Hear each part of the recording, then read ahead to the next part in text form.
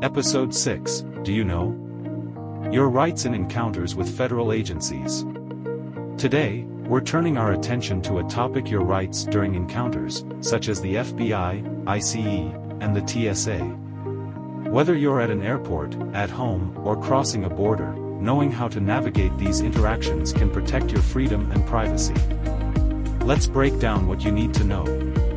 Understanding your rights with the FBI. Voluntary interviews. The FBI may request an interview with you for various reasons. Remember, these interviews are voluntary. You have the right to decline or to have an attorney present if you choose to participate.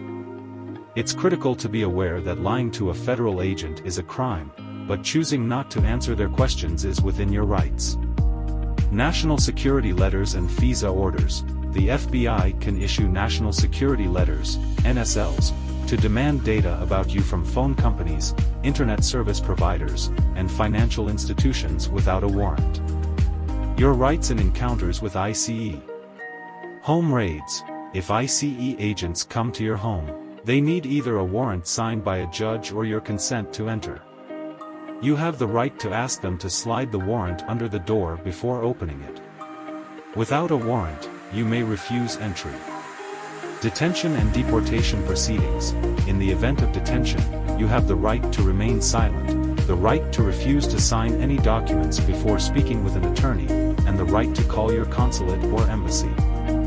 These rights are crucial for non-citizens who might face deportation. Interacting with the TSA.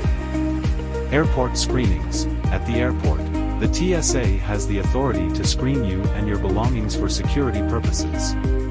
However, you have the right to request a pat-down screening in a private room and to have a witness present. Advanced imaging technology. If you opt out of going through the advanced imaging technology, body scanners, you will undergo a pat-down instead. You have the right to be informed about the process and to have it conducted respectfully. Special considerations for border crossings. Searches and seizures. At U.S. borders and entry points, the Customs and Border Protection, CBP, has broad authority to search your belongings without a warrant. This includes electronic devices like phones and laptops.